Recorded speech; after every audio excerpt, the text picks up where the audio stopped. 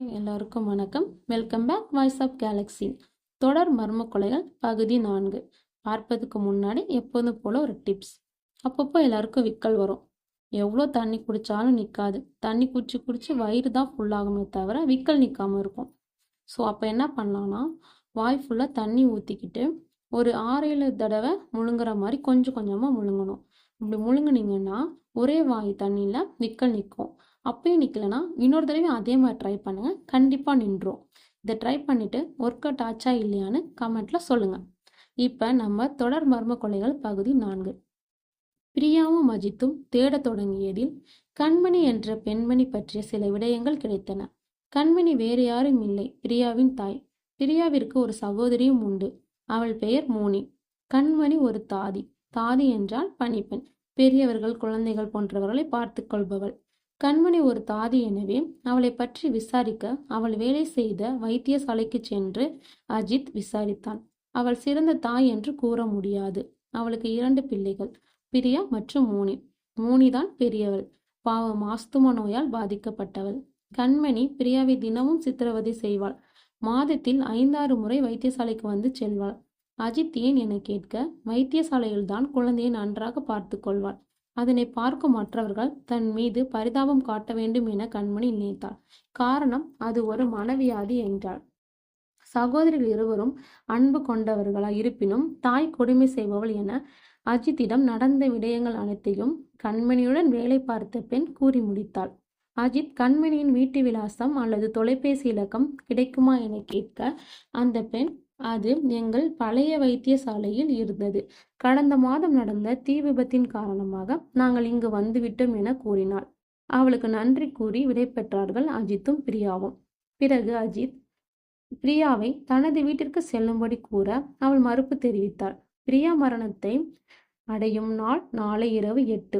எனவே அஜித் பிரியாவின் மரணத்தை தடுக்க வேண்டும் என நினைத்தான். வேறு தகவல்கள் சேகரிக்க அஜித் அடுத்த நாள் வெளியூர் சென்றான். தனிமையில் இருந்த பிரியா அந்த வைத்தியசாலைக்கு தனது மரணத்தை நோக்கி சென்றாள். அஜித்துக்கு இது பற்றி செய்தியை அனுப்பிவிட்டு தான் சென்றாள். வைத்தியசாலை முழுவதும் இருள் சூழ்ந்து இருந்தது. தனியாக உள்ளே சென்றாள். சட்டென்று தனக்கு முன்னால் யாரோ ஓடியதை பார்த்து பயத்தில் அழுதாள். பின்னால் இருந்து யாரோ அவளை தள்ளிவிட்டதில் முன்னால் சென்று விழுந்தாள். பயத்தில் சுற்றுமுற்றும் பார்த்தாள். ஆனால் அவளின் தலைக்கு மேல் இருந்து அந்த உருவம் கீழ் நோக்கி வந்தது. இதனை பார்த்த பிரியா அங்குமிங்கும் ஓடித் திரிந்தாள். நேரம் கடந்து கொண்டு இருந்தது. அஜித் அப்போதுதான் பிரியாவிடம் இருந்து வந்த செய்தியை பார்த்தான். உடனே கார் மின்னல் வேகத்தில் பிரியா இருக்கும் இடம் நோக்கி சென்றது. அங்கு சென்றதும் பிரியா கத்தும் சத்தம் கேட்க உள்ளே சென்றான். பிரியா தனக்கு முன்னாடி ஓடி வந்தாள். ஓடி வந்த வேகத்தில் அஜித்தின் மீது மோதினாள். அஜித்தை பார்த்ததும் கட்டி அணைத்து அழுதாள். அப்போது பிரியாவின் மரணத்திற்கான அழைப்பு சத்தம் ஒலித்தது. எங்கிருந்து சத்தம் வருகிறது என பார்க்க இருவரும் சென்றார்கள். அப்போது பிரியாவின் எதிரே இருந்த மேசையில் ஒரு தொலைபேசியில் இருந்து வந்த அழைப்போ என அஜித் அதனை எடுத்து அணைக்க முற்பட்டான். ஆனால் முடியவில்லை. அப்போது மேஜைக்கு பக்கத்தில் இருந்த அறையில் இருந்துதான் அழைப்பு வருகின்றது என்பதை உணர்ந்த அஜித் அங்கு சென்று பார்க்கும்போது ஒரு பெட்டிக்குள் அழுகிய நிலையில் ஒரு உடம்பு காணப்பட்டது. அதன் கையில்தான் அழைப்பை விடுத்த தொலைபேசி இருந்தது. அதை எடுத்த அஜித் அணைத்துவிடு என கத்திக்கொண்டே தொலைபேசியை அணைத்தான். நேரமும் கடந்தது. இனி உனக்கு ஒரு பிரச்சனையும் இல்லை பிரியா என கூறியவன் இறந்து கிடப்பது கண்மணிதான் என கூறினான். காரணம், அந்த உடம்பு தாதி ஆடையில் இருந்தது. அதனை பார்க்க அருகில் சென்றாள் பிரியா. அப்போது திடீரென அப்பிணத்தின் கை பிரியாவின் தலைமுடியை பிடித்தது.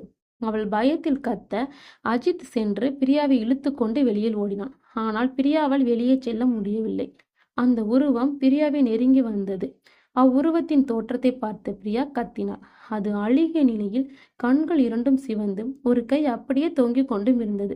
அது பிரியாவை நெருங்கி வந்து பிரியா பயத்தில் அங்கும் இங்கும் ஓடி ஓரிடத்தில் விழுந்தாள். அருகே வந்த உருவம் அதன் தோற்றத்தை மனித உருவத்திற்கு மாற்றி பிரியாவிற்கு காட்டியது.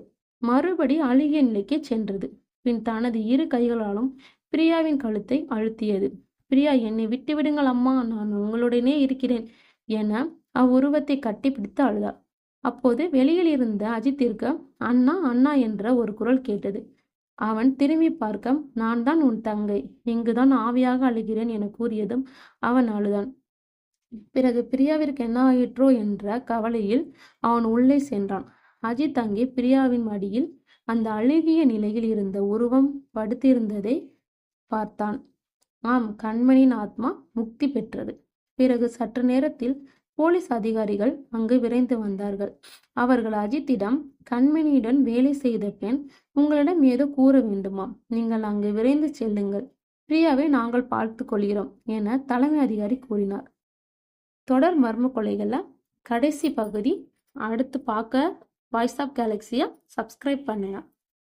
கமெண்ட்ல சொல்லுங்க எப்போ போடலாம் அப்படின்னு. பாய்.